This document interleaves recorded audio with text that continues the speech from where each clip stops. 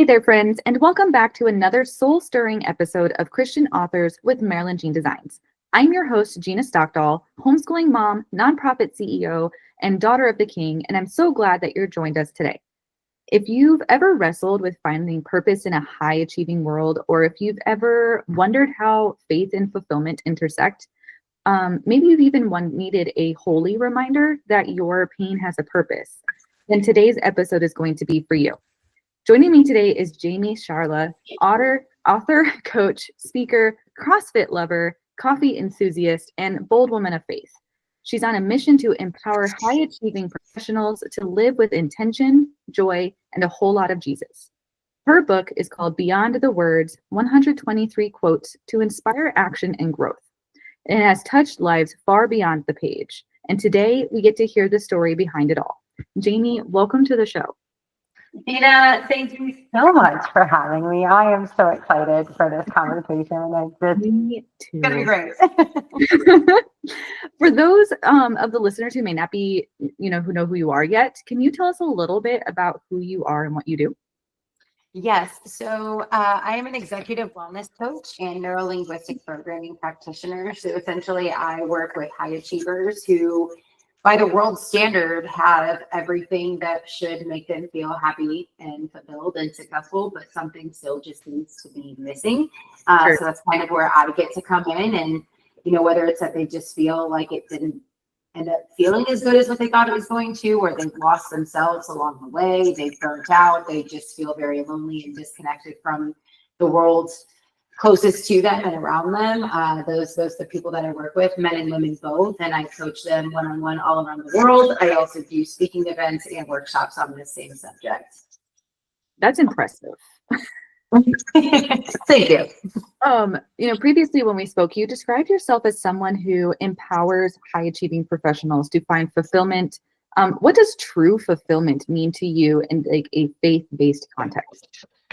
So, I'll kind of share a little bit of my faith journey, because that is the only real experience that I guess I can fully attest to. And so, I always kind of joke and say that I'm a recovering Catholic. Not that I'm against Catholics in any way, shape, or form, but for me, it very much came with a lot of legalism. And so I'm very grateful that, I was baptized at a young age, and then being able to be in the structure of a church. But for me, all of that was just shame and rules.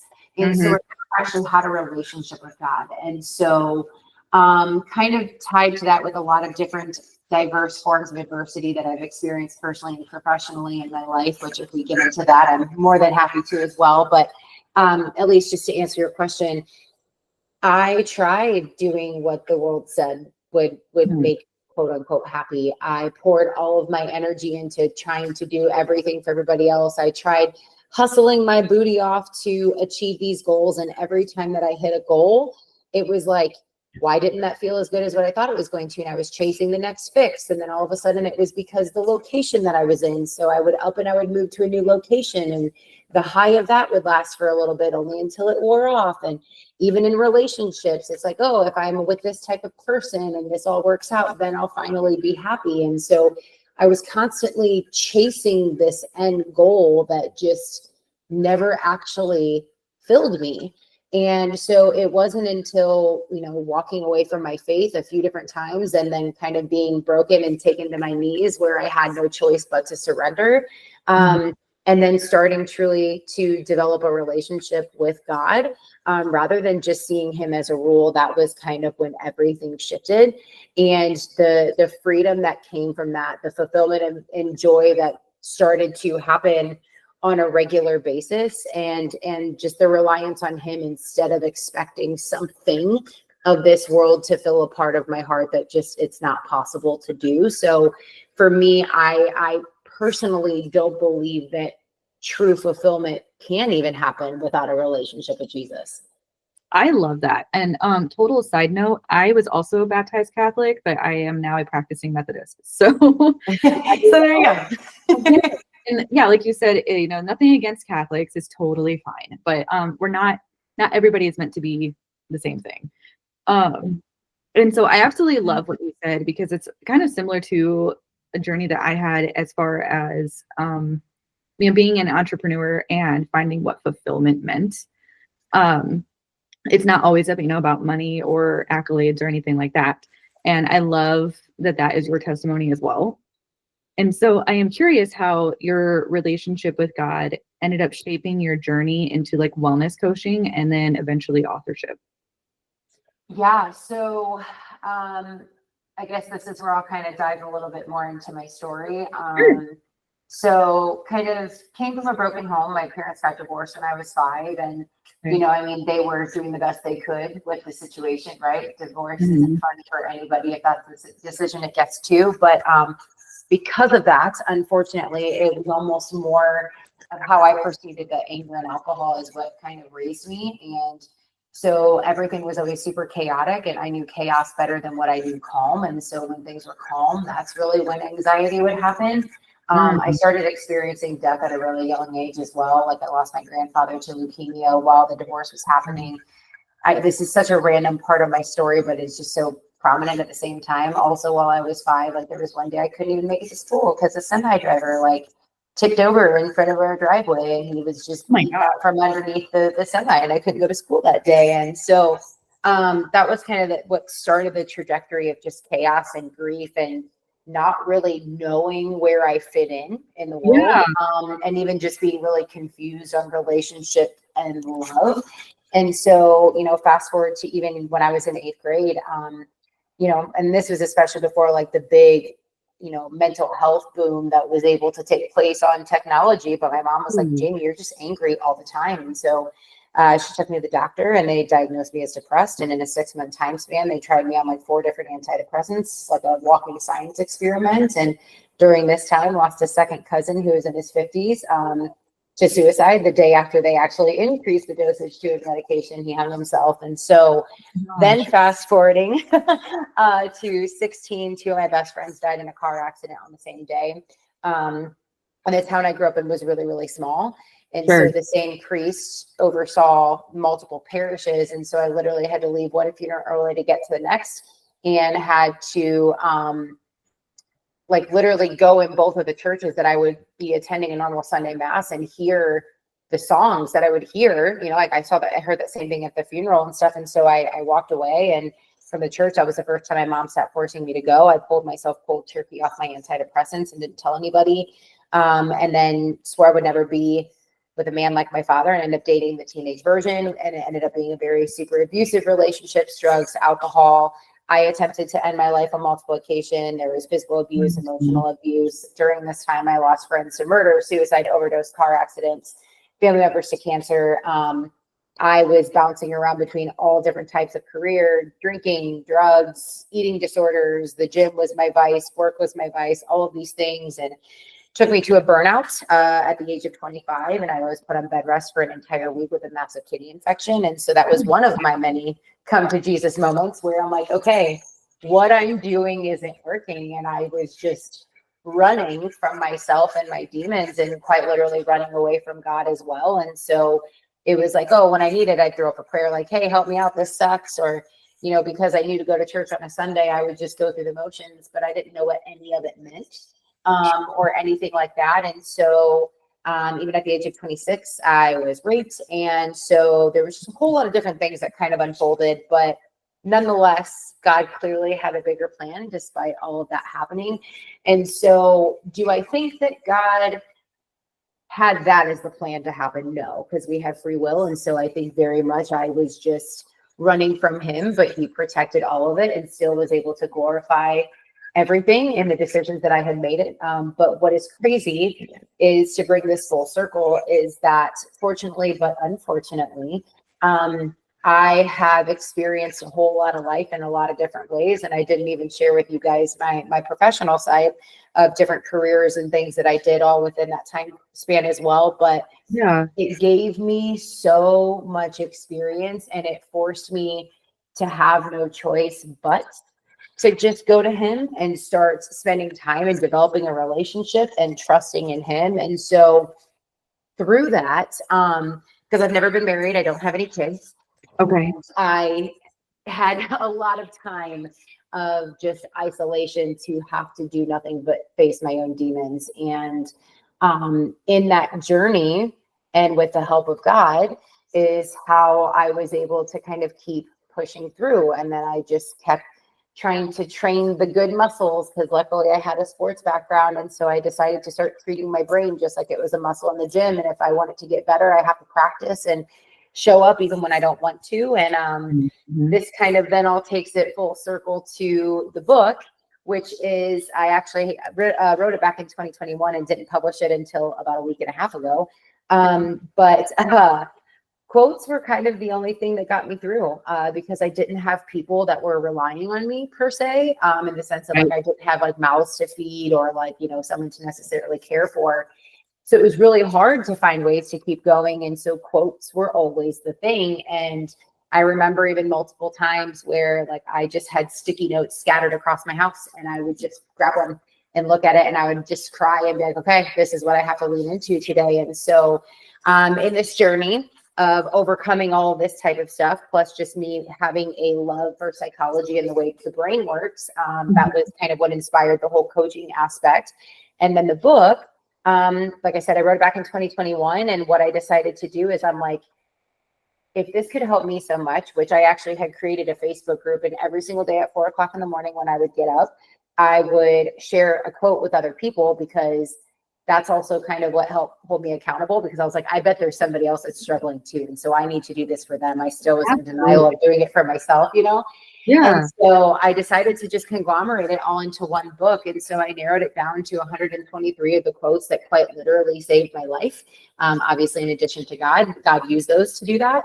But what I did is that I also put like how I perceived the quote in the moment that I was like needing that to get through, what kind of ways that it got me through the situation. And then I also give a call to action. So it's not just a quote that you flip to, but you're able to hear a story with it. And then you're able to like have a challenge to make you sit with how that quote can pertain to you as you're reading it, so you can go do something with it. I absolutely love that, first of all, because sometimes I need to be told what to do or have a suggestion, or, you know, so that's really cool.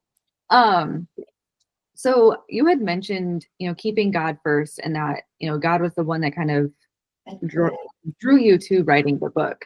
What does it look like that you put him first in your daily like work and personal life currently? So it's so cool that you asked that question, because I actually have reached a place that I now have a reminder in my phone that goes off where I ask myself, what place is God in? Because what I have learned is, whether it's a good or a bad thing that we see in this world, like let's say it's something of like money or work or, you know, body image, or let's even say it's fear or shame or anxiety, right? Like the second that we let that take top priority or first place in our minds, we essentially have just knocked God down to second place. And so now you are idolizing that over your relationship with God, and knowing and trusting that he's the one that's really in control of all things, and the one that you should be relying on. So I always say that when I wake up in the morning, I go to the word before I go to the world. I won't go to my phone or anything. The first thing that's going to set the tone for my day is reading the Bible and spending that time with God. And then I just do my very best. Obviously, I am human and I fall short every single day. But that's why I have that reminder as well, just to try to always keep God in first place. Because I also recently got called out by a mentor of mine. You know, I was like, yeah, I want God to partner with me in my business and do all this stuff. Because she was like, when's the last time you had a staff meeting with God? And I was like, not in a while. I talk about him all the time within my business, but we haven't sat and talked about my business. And then as she said that, I realized that I was wanting God to follow my lead instead of me to follow his. So I also, like, even within my business, and I'm like, Lord, no, like, I want to follow you in this. I want to partner with you in this, not the other way around. And that gets really hard. Oh yeah. The flesh is weak. The spirit is willing, but the flesh is so weak. Yes. And it's true. Like, first of all, I love that you mentioned the sticky notes, because I am also a sticky note person. I have little quotes either from that are Bible verses or they're from, I'm currently taking some classes to be a lay minister, and That's some of the good. people have the most amazing like quotes just sitting in these classes. And I have them everywhere to the point now that my 7-year-old son will put a sticky note places. I love that. um, and so I absolutely love that you really are cognitive of making sure that, the worldly things don't become idols. I think that as entrepreneurs, that's a very difficult thing if you're not making sure that you're staying on top of it. Mhm. I know I've been guilty of doing that. Like, oh, my business has to make money, when in reality, my business is here to make an impact on the kingdom. The money part is just kind of helpful. Absolutely. And it Um, all comes from him anyways, you know what I mean? It's like we think we can exactly. outspend God. Right. I'm like, really, I'm like, do my kids have a roof and food and clothes? Then we're good. Right. Yeah. Um, so you had mentioned that it was back in 2021, right? That you started kind of writing the book, but you haven't published it until now. Yes. So my question would be, what inspired you specifically in 2021 to write it? But why did you also push it off until now? So honestly, I can't tell you what made me decide to write it. I've always I love writing things down, and I've posted every single day on social media since 2017. So Yeah. that I'm totally good with. Brain dumping, I do all that stuff all the time, but I don't know, something must have just been like, hey, let's write a book. And I just decided to put it all together. So the book was actually complete in 2021. And so it was just chilling in my Google Docs. And I love it. the year after that, because I had moved to Texas at the end of 2020 and started networking with a whole bunch of people. And I connected with this woman who at the time had a nonprofit that was called We Are Not Broken, where it was for women and girls who had scar stories, whether visible or invisible type of scars. And we would have them come in, they would get their hair and makeup done and do professional photo shoot and all this stuff. And they would get to share their testimony. And she had become a published author for this organization, and she had some extra licensing and things for it. She's like, here, she goes, I'll let you use one of mine if you want to use that to publish your book.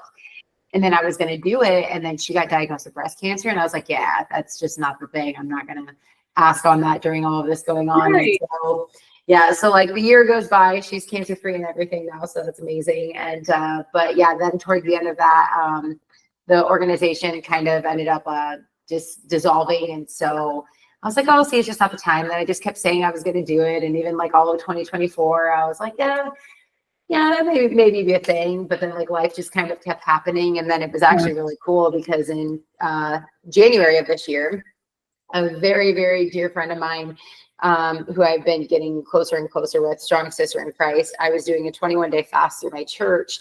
And her and I randomly jumped on a Zoom call, and she has her own publishing company. And she's like, Jayme, she goes, I'm going to be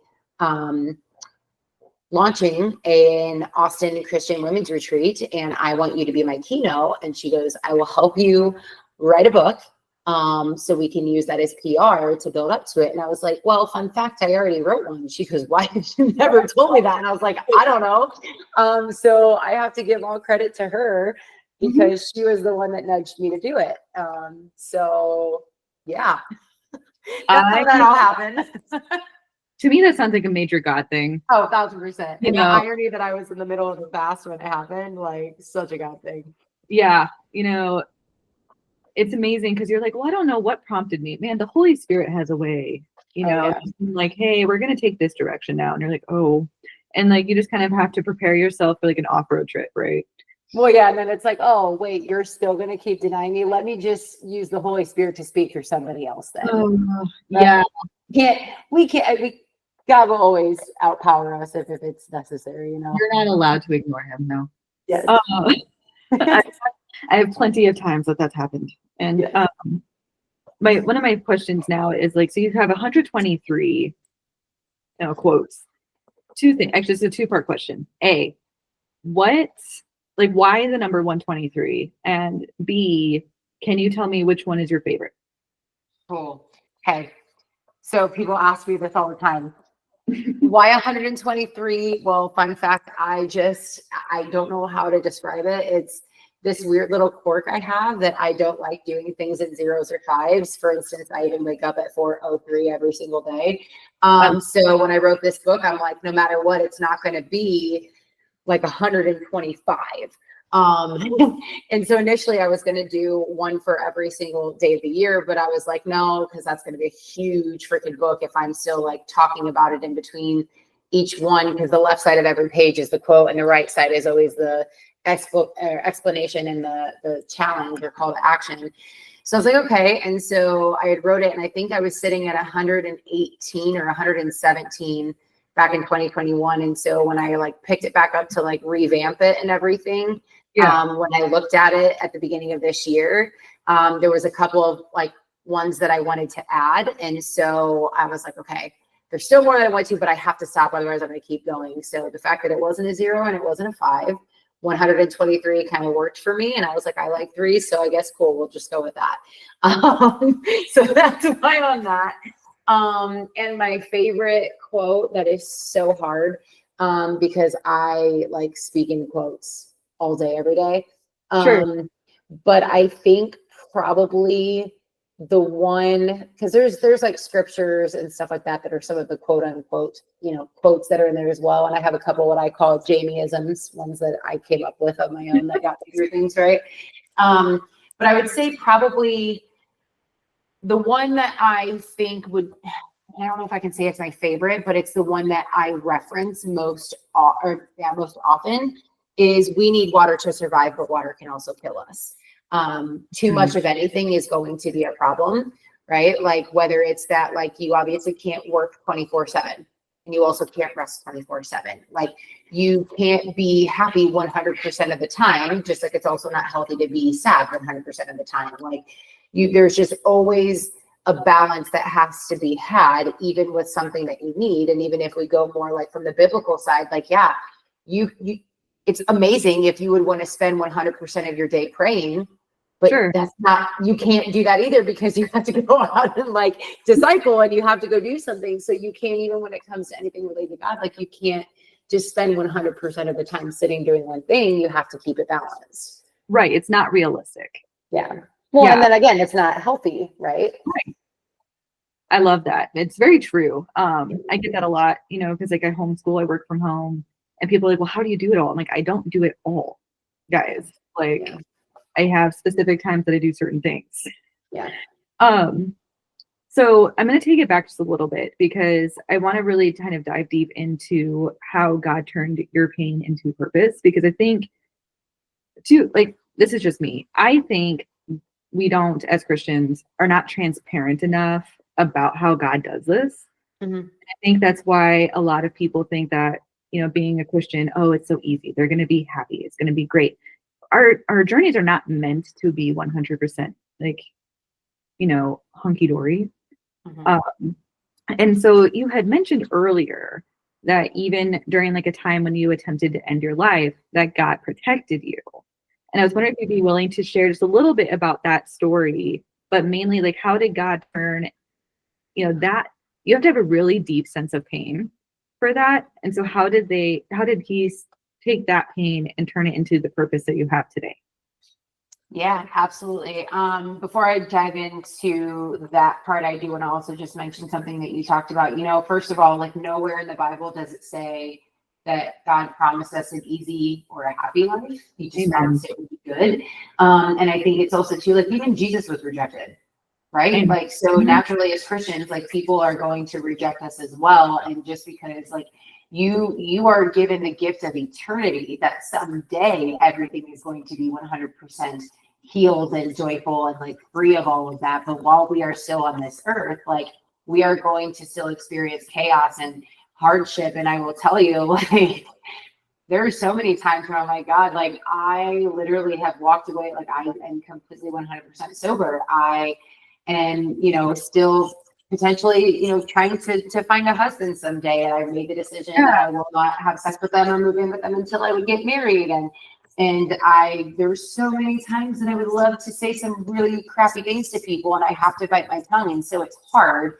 And I think life is hard regardless. It's just, you have to choose your hard. And so, I will say being on this side of hard is a heck of a lot more fulfilling and joyful and worth it than what the life I was living before was, when I was turning to drugs, alcohol, toxic relationships, you know, not respecting others or myself and stuff. And so I've attempted in my life on multiple occasions, but the one that, just as you asked that came to mind, I was in a super abusive relationship. I was insanely intoxicated on New Year's Eve, and my ex and I, we were together at the time, had gotten into it. I don't really remember anything. All as I knew is that my dad was the one that had to come pick me up, and that was the last person that I wanted to see there. And I threw myself out of the vehicle while he was driving us down the road to try to get home. And then I ran the rest of the way back to my mom's house, and my parents were divorced. So I locked my dad out of my mom's house. And so my dad's trying to call his ex-wife to figure out how to get to her house because I was obviously a mess. And so I locked myself in the bathroom of my mom's house while my dad somehow obviously was able to get the information from my mom to get in. And he was just chilling in the house, probably trying to make sure I was okay. But I was trying to slit my wrist in the bathroom, but was too far gone that I couldn't even function to do it. And the next thing that I know, I remember waking up and I'm in my bed, and my mom's just bear hugging me, and I'm sobbing uncontrollably, and I'm literally saying, "Mom, I don't want to live anymore." And I just kept saying, "I won't do it. I won't end my life unless you tell me I can." So I was begging my mom for approval to let me in my life. And now, obviously, like I said, I don't have kids, but what I can tell you is still to this day, it's like a knife in my heart to imagine what my mom must have felt in that moment to have your daughter saying that to you. And so my mom and I didn't talk about it for years. Obviously, I made it through and I got through it. But it was a few years later, and I had attended a church or a Catholic mass when I was living in a different state. And the priest had said, "I want you to think of one of the darkest moments of your life. And I want you to imagine where God was in that room." And instantly I thought of that moment, and I called my mom up right afterwards, and I was talking with her about it. And she goes, "There is no other explanation other than the fact that there was an angel, there was the Holy Spirit, there was something that was covering protection over both of us." Because she's like, I don't even remember how we made it through that night. So in the specific moment of that, clearly there was God's covering of it. And I had a very strong mentor of mine ask me this last year when I met her for coffee. I kind of shared my testimony with her and stuff. And then it was really cool because she's like, "Jayme, I got a question for you. In that moment, if God would have spoke to you and said, 'No, my child, someday you're going to be preaching the gospel to other people,' would you have believed him?" And I was like, "Absolutely not." I wasn't even walking with him then. I wasn't going to church. And so again, the fact that I was given free will to make those decisions, but clearly God had a bigger purpose, and quite literally that has been the case. I got rebaptized in 2021. I served on the grading team at my church. I run a prayer group at my church. I ran a faith and fitness group at my church. I do prison ministry through my church. I did a ministry internship through my church. And I was somebody who never even could imagine even remembering a Bible verse, let alone going and spreading the word about Jesus in all different walks of life. So God showed up, and he didn't just show up, he showed out. Love that. That is an incredibly powerful testimony. Thank you very much for sharing it. I can completely empathize on the fact of no, I never thought that I'd be the person leading people, because me either. But yet somehow you find yourself doing things you never thought you would do when you actually submit, right? So clearly you have made it through some incredibly dark and deep times, which is incredibly impressive, first of all. And clearly you have a fire for the Spirit. How do you take your faith and integrate it into your business practices?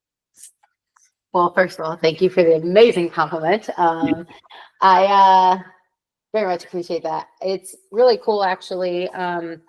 And full transparency, when I had gotten your inquiry about putting out for Christian authors and stuff, I'm like, my book doesn't technically yes, there's Bible verses in it, but I saw some other people who are like, "Oh, I've written a book all about this specific scripture and stuff." I'm like, "Ooh, that's not me."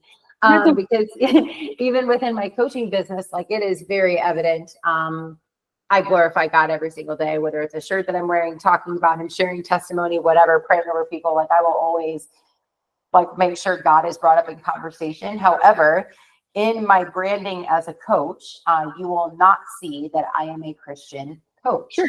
And the reason being is because I think that this is also the gift that God has given me on how to do my form of ministry. As I said, I did an internship through my church to consider becoming a pastor. And I'm like, no, I love serving and volunteering on like Sundays and being able to like pour into people there. But I know that I have a gift of being able to minister to the people who would never step foot into a church.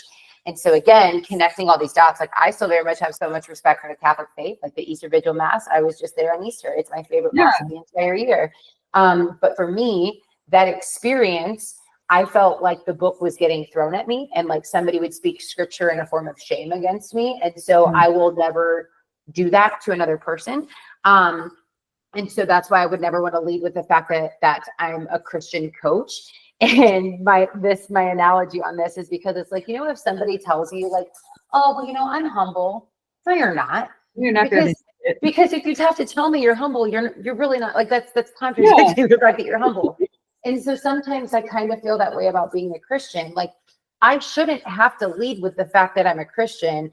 I should be representing it because of the light and the joy that you see through me. And so as I'm talking and you see this energy and this spirit, and then all of a sudden somebody's like, there's something different about you. And then that's when I get to be like, let me tell you about my Jesus. But like, I shouldn't have to stand and tell you that I'm a Christian, because I feel like that's a lot of ways that people are also guarded to it. So, I kind of welcome people into that, but very much any person who does a call with me, like one of my favorite clients, he's atheist.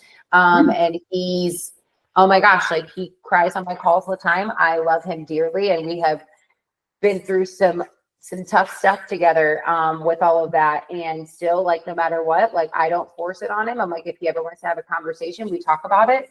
If he doesn't, fine. If I do have clients who are walking closely with God, I pray over every session. And with them throughout the week if they would like it. So it's very much a part of who I am, but I don't feel that it's necessary for me to have to brand it per se by words. That makes sense. You're kind of meeting people where they're at. Yeah. And I think that that's something that we miss in today's day and age, to be completely honest. I think a lot of people, like how you said, like when I was like, oh, Christian authors, and they're like, well, no, I wrote this book, it's okay.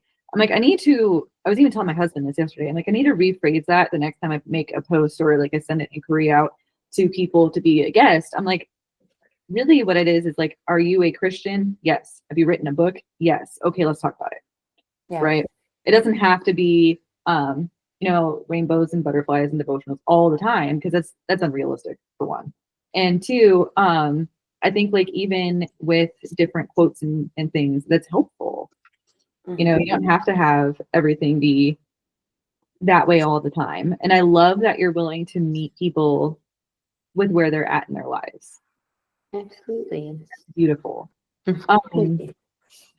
So whenever you're with your clients who may be struggling like to find purpose or joy, like how do you go about helping them in their current seasons? So very much meeting with them where they're at. More so than anything, we live in such a fast-paced world. And like I said, I work with a lot of high achievers. So with that, first of all, I kind of have to teach them how to slow down, because that is a very, very scary concept for so many people, because if they slow down, that means they're lazy or they're failing or they're going to fall behind, or like it's a waste of time and they think they're going to miss out on something. So very much first and foremost, my goal is to like help them gain clarity and slow them down. And then from there, that's where we actually start to kind of make room to really think for themselves of what it is that they actually want, what it is about their life that isn't fulfilling, and what is it that is. I a lot of times will ask questions like even on my intake form, like, when's the last time that like you can remember feeling fulfillment or happiness in your life? And like some people will literally say, I can't even think of the last time in the last 3 months. Like I've just been busy working, or I've just been going through so much chaos, I haven't had a chance to like think about it, or nothing really seems to. Or I'll be like, okay, what are things that bring you joy? Like, what are things you like to do? I don't know. I just work all the time. And then I go and I take care of my kids. And then I go and I do all this type of stuff. And I'm like, okay, so we need to slow down and figure out, like, who are you? Like, who were you? Who are you? And who do you want to be? And then that's when we can start to like piece together everything. That's deep. Yeah. Who were Oh, you? yeah. We scuba dive, girl. I love that. So my mom is also a single mom, by the way. And she recently went to Europe a couple times the past couple summers. And because all those kids are grown now and she can't, right? But she was even came back that she's gone to Europe twice now. And she's come back both times saying how much she absolutely loves it there because if compared to the American like society, they are so chill. Yeah. And that they purposely take long lunch breaks. They take breaks. You know, they're allowed to not come to the office and when they're sick and not feel guilty about it. And so I do think it's kind of a societal thing sometimes too. Yeah. You know, and so I love that you remind them to slow down because we're not meant to be working 24/7. Like the Sabbath is a thing for a reason, right? Well, and there's a reason why we're called human beings and not human doings. Oh, I love that. Yeah. I love it. So you earlier had described yourself as someone who represents like the light of Jesus daily, and I absolutely love that. Because that's what we're called to do, right? So I'm curious what kind of like impact you were hoping that your book would have on your readers. Oh, so it's really funny because the process of writing a book is not what I thought it was going to be. And there's just a lot of different things where I was like, oh, that's interesting. Oh, okay. So I learned a lot along the way, but it was really funny because, like, again, since I had written the book back in 2021, like I didn't forget why I wrote it, but it wasn't until it officially published that I was like, holy cow, like I wouldn't even be here today had it not been for some of the very quotes that are in this book that like kept me going. And so the fact that I had conglomerated it all into one area for people to just be able to flip through and have that potentially do the same thing for them. Like I've been like crying nonstop for like the last week and a half in a good way. Yeah. But in all honesty, and I feel like this is such a cliche thing to say, like this is what every person who like celebrity, I feel like that wins an award would probably end up saying, but I genuinely like feel this, like if nothing else happens from this book, from what happened the first week and a half, my mission was complete. I had another client of mine, he had purchased a whole bunch of copies and gave them to a whole bunch of his coworkers.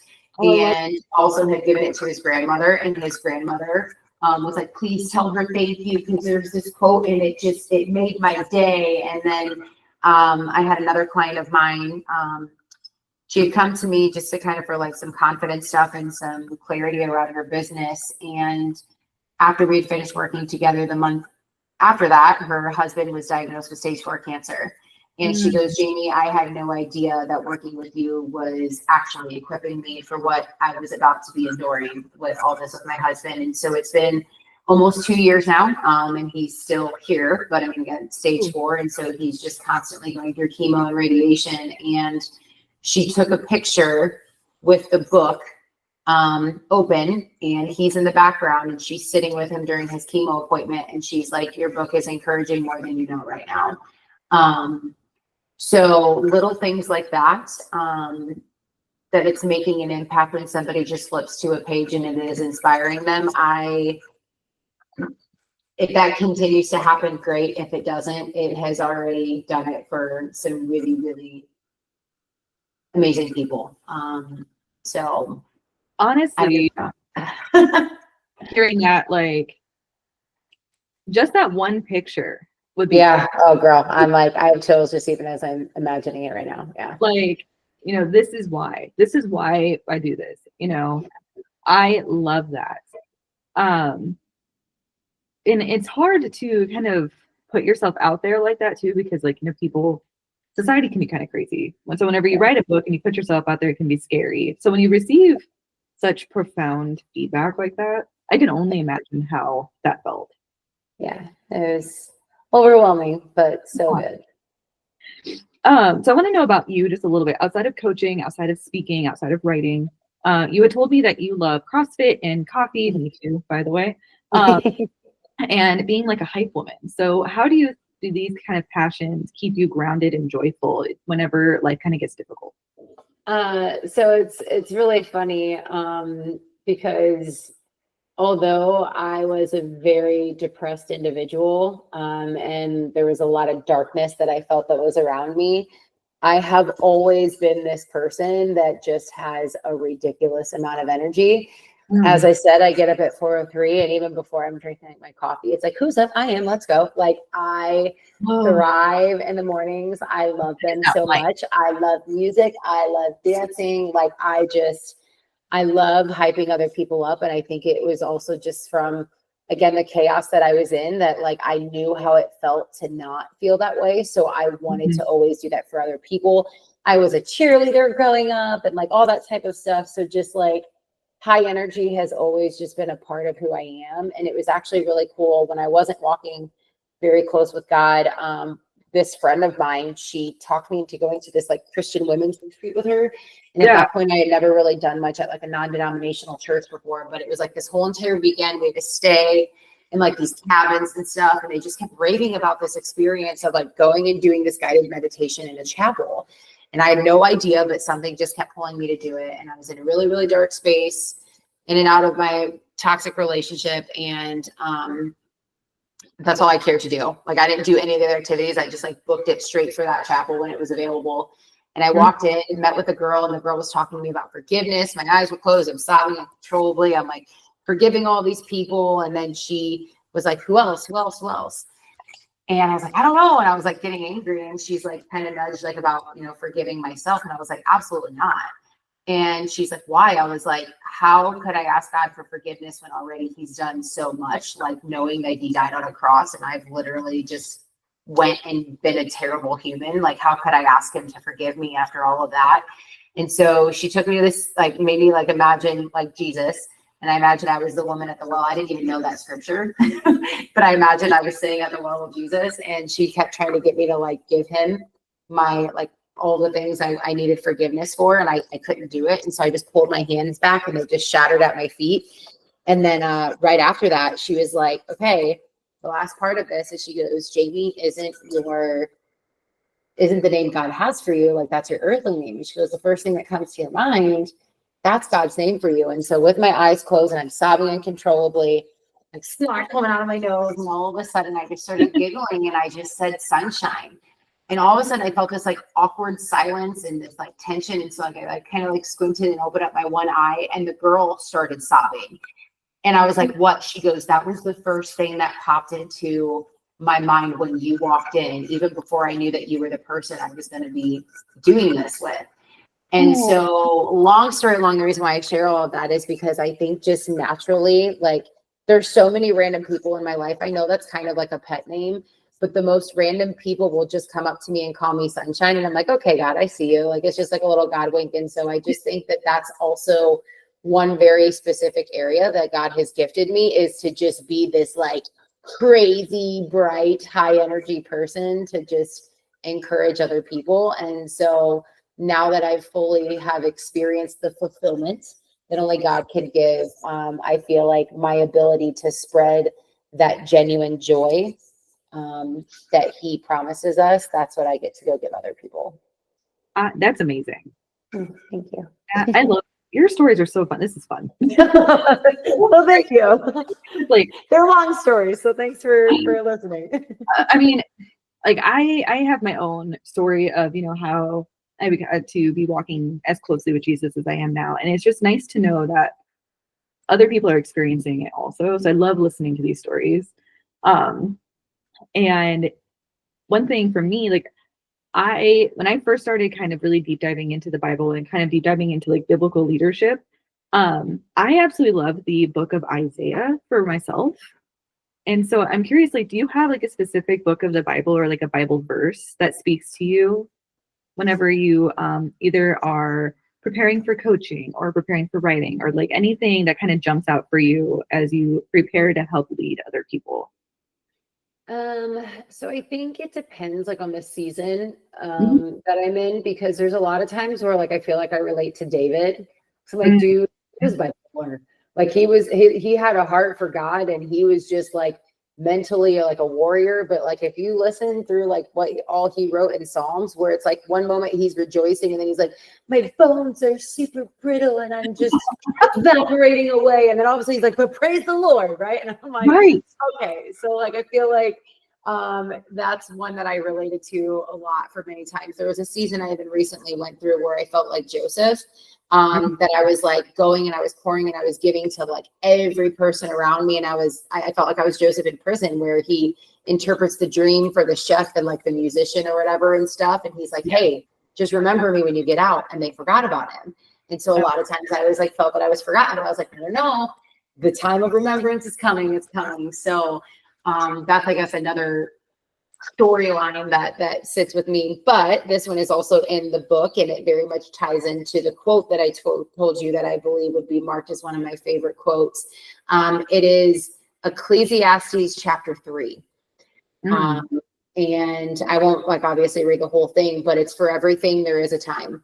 There's a time to love, Mm. there's a time to hate, there's a time to rest, there's a time to work, there's a time to kill, there's a time to heal, there's a time to rejoice, there's a time to mourn. Like in life, it's going to be a balance, and there's going to be a time for all of it. So it's like if you are sitting in a season right now where it's a yucky time, okay, this is the time for it. But there's also going to be a time where you get to rejoice. And yes, there may be a time that like you're really struggling with forgiveness, but there's going to be a time that you're going to be set free and you're going to experience the love of all of that. Like there's going to be a time to fight for things, and there's going to be a time to be like, let it go. This isn't my battle. Mhm. So I think that's the one I'm probably most anchored to, is just like knowing that no matter what, there's a time for everything and just navigating it as you go. I love that. I kind of forget about Ecclesiastes sometimes, to be honest, but that's a very powerful chapter. I'm going to go read that when we're done talking. Yes. Chapter Um, 3. yes, I wrote it down while you were Yeah. talking. For like people, well, I think in today's day and age, we need more encouragement now than ever. And Mhm. so, what encouragement would you offer to somebody who feels like they're just going through the motions when it comes to either life or faith? There's a couple things that come to mind. One in particular, is trust the process. Mm. Right? Like, because like I've been asked a lot of times on podcasts, like, oh, if you could go back to 16-year-old Jayme, like, what would you tell her? And I'm like, first of all, I probably wouldn't tell her anything because she wouldn't have listened anyways. No. But like, I was like, if I really had to give a fair answer of what that would be, I would say, trust the process. This is all going to make sense. Like, yes, I don't regret a single thing in my life. Would I go back and relive it? Absolutely not. But like, again, now I get to be able to use so much of my testimony to heal so many people. And I have such experience and wisdom and grit because of the things that God helped me overcome. And now I get to use that gift to go help other people. And had that not have happened, I don't know if I would have been able to do that. Right. And so I just think that like if somebody is just very much in this discouraged place, like it's okay. But it's going to make sense. It's all going to work out eventually. But like, I think the best thing that I could also say, and I know it's so cheesy, but it's like, don't lose hope. Like, lean on the very person who is and will always be. You Yes. know, I just, even in the moments that I quote unquote walked away from God, like I still knew he was there. Like, cause Right. I always I had that instilled, but I think of people who genuinely like deep down don't believe there's a God. I'm like, how do you make it through things? Yeah. You know, and so I just think cling to that and knowing and trusting that you have your creator in your corner to help be your strength in ways that it may not even be your job to be it. So like keep going, but like lean on him, and I promise it's going to work out. I love that too. Because you're right. Like one thing that I've had to learn in my adulthood is to not to focus on the destination so much, but to learn to enjoy the journey. Oh, absolutely. And it's hard sometimes. Yeah. right? Like, especially whenever you work so hard on something like a book or whatever, and you put it out there and you don't get what you think should happen right away. But I agree, like you have to lean on him. He knows what he's doing. And sometimes we have to remind ourselves that he knows the bigger picture Yeah. that we can't see. Yeah. Right. So for other like authors or even aspiring writers that are listening, what advice would you give them about turning their story into something like into a book or into a blog or anything like that? So I'm actually going to share this because I just shared this with the ladies at the prison that I do prison ministry with. We were talking about our testimonies, and there was 112 inmates all in the chapel, and like some of them like felt comfortable and to be bold enough and share their testimony. And this one woman already she's like in her 70s. And so she's in there for the rest of her life and has been in there for like 35 years already and stuff. And she goes, here's the deal. My story is different than the majority of the people that are in here. My upbringing was different than the majority of the people in here. And so she almost tried to like discredit her story. And I shared with them a story that was shared with me when I was celebrating 1 year of sobriety, because for me, although drinking has been a vice in the past, when I made the decision to not drink anymore, it wasn't because I had this problem that I was drinking all the time. Like I was maybe drinking once a month. It was just, there was a moment and I didn't like how it felt. And I'm like, I will no longer let it be a part of my story. And so I was at this event with her and, she's like, oh, how long have you been sober? And I was like, oh, a year or whatever. And I was like, what about you? And I tried to discredit my own story. I was like, yeah, but I was like, I'm not gonna lie, like, because she was mentioning how she was in and out of rehab and all this stuff, and I'm like, with all due respect, I was like, I am so sorry. I'm like, I don't feel like I have the right to say, that I'm celebrating 1 year of sobriety. I was like, because mine wasn't a battle like it was for you. And she stopped me and she goes, absolutely not. You're not going to say that. She goes, because what you don't understand is the reason why so many people don't end up taking the step to sobriety is because they don't think their story is bad enough. So here they're sitting with these ladies in prison. There's some of these people, who literally they're in there because they murdered somebody, or literally they were like their loved one was murdered in front of them, or drugs, alcohol, like all this crazy stuff. But then there's other people who were in there for maybe it was like something that was more like a felony that had to do with like money, right? Right. And no matter what it is, like your story is meant for somebody, right? Like even Gina, I don't know your whole testimony, but I can guarantee that your testimony is going to heal people that my testimony wouldn't. And so your story matters. And I think that like, whether it's that you put it into a blog, you choose to write it, like we all have a story and it's meant to be shared with someone. And even if you don't necessarily want to take it to the point of even putting it in a book, like tell your story to somebody, because healing happens through those stories. That's really powerful, but it's true. Like we are given these stories for a reason. Yeah. Right. And you kind of have to, at least with me, I shouldn't say like this is just my journey on sharing like my testimony publicly.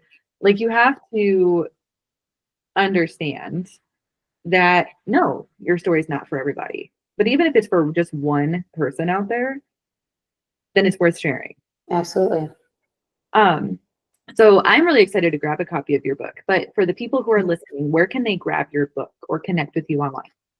I appreciate that. So yes, the book is on Amazon. So whether you put the link or if you just search Beyond the Words, 123 quotes to inspire growth or action and growth, you can find it there. I'm always happy when people choose to cyberstalk me. So you can follow me on Instagram. I'm Jayme the Coach, but I'm also the Jayme with no eyes. So it's Jayme. You can find me on Facebook. My website is coachjayme.com. I have some blog posts on my website as well. And then I haven't published any in a while or posted any episodes in a while, but I also have a podcast called Make Time for Your Mind with Coach Jayme. So just cyberstalk. And if there's anything that you like, go ahead and like it. And if there's ever anything I can do, feel free to reach out. I love it. I will put the links in the description for this episode as well, so it's easy for everyone to find. Then my last question for you for today is, what is one truth that you want every listener to walk away with after hearing your story today?